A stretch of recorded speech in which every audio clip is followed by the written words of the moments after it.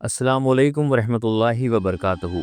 आप सुन रहे हैं ये वाक़या horror stories Israel YouTube channel पे।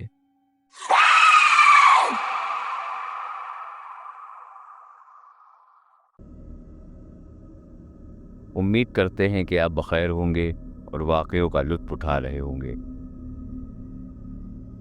आज आपको मैं बताना चाहता हूँ कि कभी भी इन ना दिखने वाली गैर मरई मखलूक को चैलेंज नहीं करना चाहिए। चैलेंज का मतलब ये है कि ये नहीं कहना चाहिए कि अगर तुम्हारी हिम्मत है तो तुम मेरे सामने आओ, मुझे दिखाओ, मेरे सामने आओ, तुम कहाँ हो, वगैरह वगैरह। ऐसे चैलेंज नहीं करने चाहिए। अब ऐसा मैं क्यों कह रहा हूँ, ये खुद इस वॉइस क्लिप से आप सुनिए। ये हमारे सैफ भाई हैं जो कि बरेली में रहते हैं। उन्होंने अपना वाक़या भेजा है खुद का। पहले आप इसको सुनिए। अस्सलामु अलैकुम वरहमतुल्लाहि ताला वबरकातुहू। राहिल भाई होता ये है कि जब मैं इससे पहले जिन्नों में इंटरेस्ट नहीं रखता था, जब मैंने तुम्हारी कहानी सुनना शुरू करी थी तो यार मतलब मैं कहानियाँ सुनने के टाइम पर जब सुनता रहा तो मैंने ये कहने लगा कि जिन्नातों से मैं बात करना चाहूँगा। जिन्नात है होते कैसे हैं मैं देखना चाहूँगा। फिलहाल मैंने कभी मतलब इस तरह से तकब्बुर की तरह मैं मतलब बातें कहने लगा, हैं तो मेरे सामने आ जाएं, ये है वो है, फलाना इनका जो भी कहना था कह रहा। तो होता ये है मेरे साथ कि रात के 12 बजे के टाइम में सब लोग घर के आंगन में बैठे हुए थे और बिल्कुल मैं बाकायदा किसी से मैसेज पे बात कर रहा था। तो पहले तो मतलब रात के 12 बजे के टाइम पे पहले तो मतलब बैड हिला बहुत तेज, जो घर में कोई नहीं। मेरे इतनी तेज मुंह पर चढ़कर पड़ा कि मेरे तोते उड़ गए और मैं बुरी तरीके से बाहर भागा हूँ। इतनी तेज हाथ मुंह पर पड़ा है।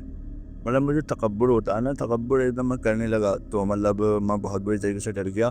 तो फिलहाल मैं जैसे तैसे रात में सो भी गया। नींद आ गई जो सुबह दाना वाली सरकार रहमतुल्लाह लेके आ गया, फिर माफ़ी तौबा करी, माफ़ी मांगी, तौबा करी, ये करे मैंने। ये हुआ है मेरे साथ, मतलब मेरे बहुत टेंशन करी पड़ा, बेड भी हिला और मेरे एकदम घबराहट सी भी होने लगी मुझे। अपने आप रूठा खड़ा हो जा रहा था। मतलब ये हुआ मेरे साथ सीन। फिर यार मैंने जब से वो, अब बताऊँ ये कौन सी बात है, जिस दिन तुमने जो कार टैक्सी वाले की जो बात डाली थी ना, वो बाकी वाली कार टैक्सी वाले की जो जिन्नात अपने मतलब वो छोड़ा है, वो गायब हो गए, मैं वो वाक़या सुना था मैंने पूरा। उसी ही रात की बात है, समझ लो। तो आपने सुना कि इनको चैलेंज करने का क्या अंजाम होता है। तो इनको चैलेंज नहीं करना चाहिए, इस चीज़ से परहेज़ करना चाहिए, क्योंकि ये मखलूक बहुत गुस्से वाली होती है और ये चैलेंज को एक्सेप्ट करती है। और जब ये चैलेंज को एक्सेप्ट कर लेती है तो फिर बड़ा मुश्किल हो जाता है इससे बाहर निकलना। चलिए आज के वाक़ये की तरफ आते हैं। आज का वाक़या सुल्तानपुर का है। सुल्तानपुर से वाक़या हमको भेजा है सईद भाई ने। ये बताते हैं कि इनकी फैमिली में इनके अब्बा, अम्मी, एक बहन जिसका नाम नाज़िया था और इनके चाचा चाची और उनके 2 बेटे और एक बेटी हुमा रहते थे। इनका घर बहुत बड़ा नहीं था। ऊपर वाले पोर्शन में इनके चाचा की फैमिली और नीचे इन लोगों की फैमिली रहती थी। इनके अब्बा की छोटी सी किताबों की दुकान थी, जबकि इनके चाचा किसी दुकान पर काम करते थे। क्योंकि उनकी फैमिली में 5 फर्द थे और उनकी तनख्वाह भी कम थी, तो उनकी फैमिली का गुजारा थोड़ा मुश्किल से चलता था। जबकि सईद के अब्बा की दुकान छोटी ज़रूर थी, पर उनका काम बहुत अच्छा चलता था। और क्योंकि उनकी फैमिली भी छोटी थी, एक बेटा सईद और एक बेटी नाज़िया, तो वो लोग बहुत सुकून से ज़िंदगी गुजार रहे थे। लेकिन इनकी चाची इन लोगों से बहुत जलती थी और इन लोगों की खुशी और सुकून उनसे बर्दाश्त नहीं होता था। जबकि उनके शौहर उनको अक्सर समझाते थे कि जो अपने पास हो उसी में खुश रहना चाहिए, ज़्यादा की तवक्को नहीं करनी चाहिए और जितना है उसमें अल्लाह का शुक्र अदा करना चाहिए। पर उनकी समझ में कुछ नहीं आता था। नाजिया और उसकी चची की बेटी एक ही क्लास पे पढ़ते थे। नाजिया तो पढ़ाई में बहुत अच्छी थी, हमेशा क्लास में फर्स्ट पोजीशन लाती थी, जबकि उसकी चचाजाद बहन हुमा पढ़ाई में अच्छी नहीं थी और बहुत मुश्किलों से सिर्फ पास मार्क्स ही ला पाती थी। नाजिया की चाची को इस बात की भी बहुत तकलीफ थी। नाजिया और हुमा दोनों ने इंटर का एग्ज़ाम एक साथ ही दिया था और जब रिज़ल्ट आया तो हमेशा की तरह नाजिया ने तो टॉप किया, पर हुमा इस बार फेल हो जाती है। नाजिया की चाची को हुमा का फेल होने पर इतना गुस्सा नहीं आया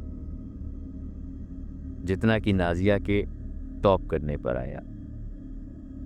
बहरहाल नाजिया की फैमिली में सब बहुत खुश थे। कुछ दिनों बाद नाजिया कॉलेज में दाखिला ले लेती है। उसकी चाची से ये बिल्कुल भी बर्दाश्त नहीं हो रहा था। वो उसे रोज कॉलेज आते हुए जाते हुए देखती तो उसका खून खौलने लगता था।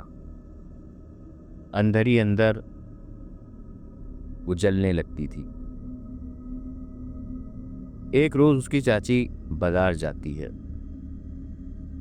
तो उसकी नज़र दीवार पर लगे एक इश्तिहार पर पड़ती है जो किसी जादू टोना करने वाले बाबा के बारे में था।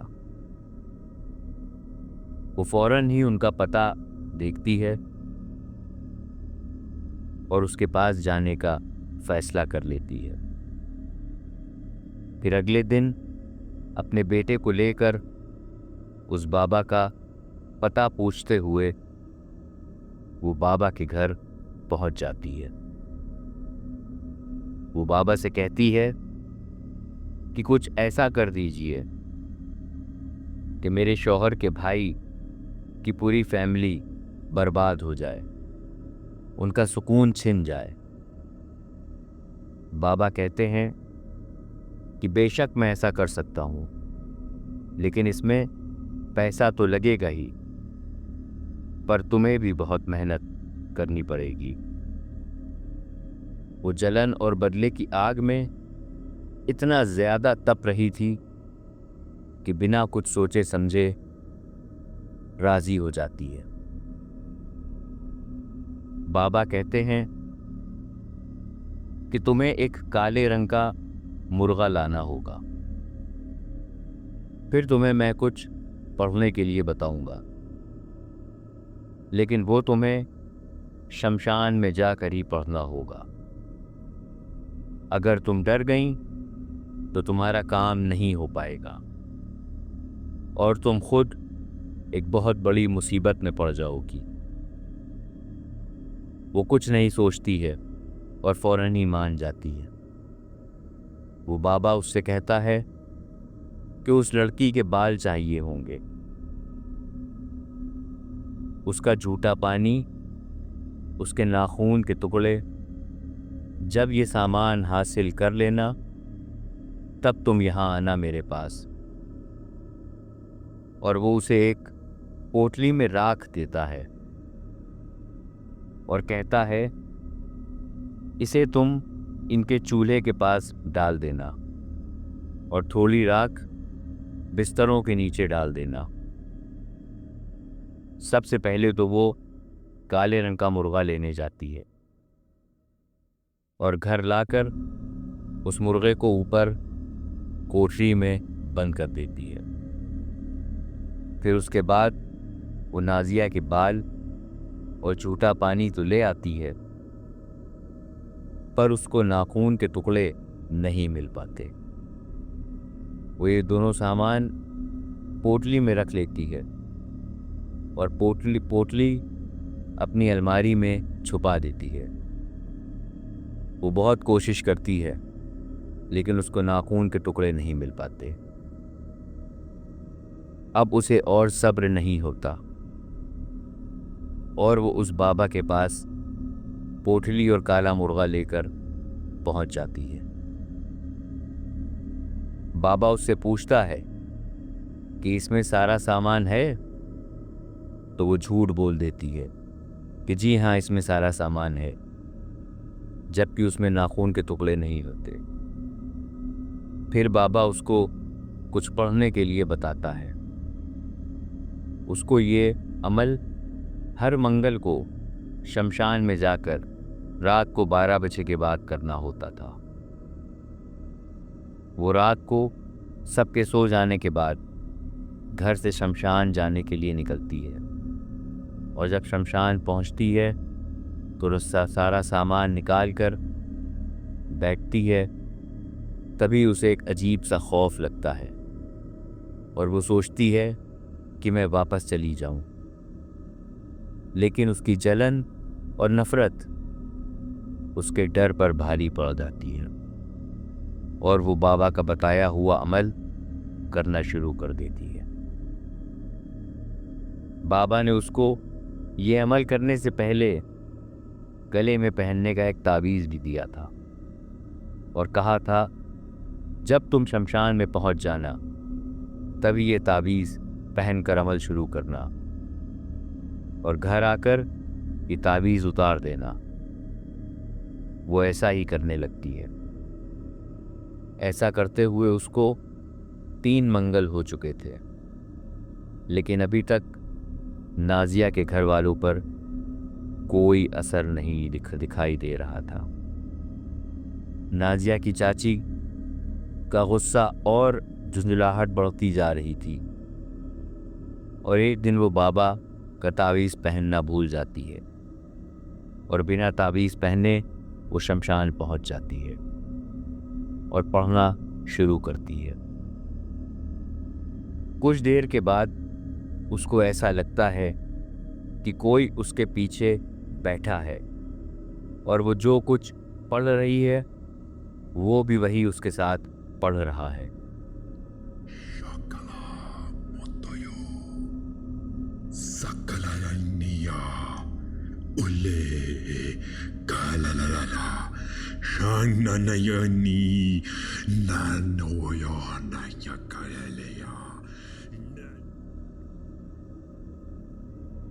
पहले तो ये उसको अपना वहम लगता है, लेकिन फिर जब वो चुप हो जाती है उसको वो आवाज तब भी सुनाई देती है।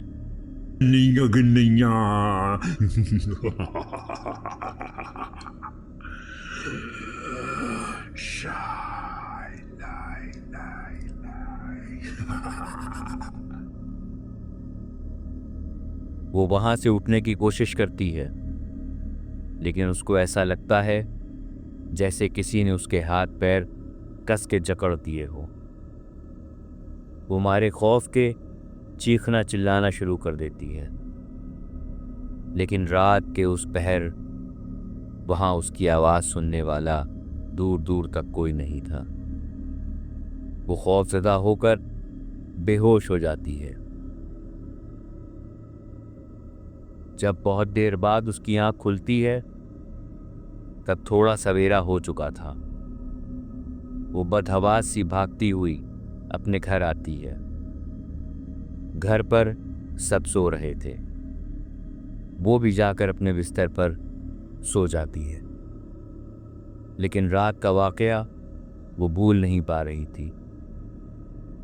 घर के सब लोग जब उठ जाते हैं, लेकिन वो अभी भी सो रही होती है।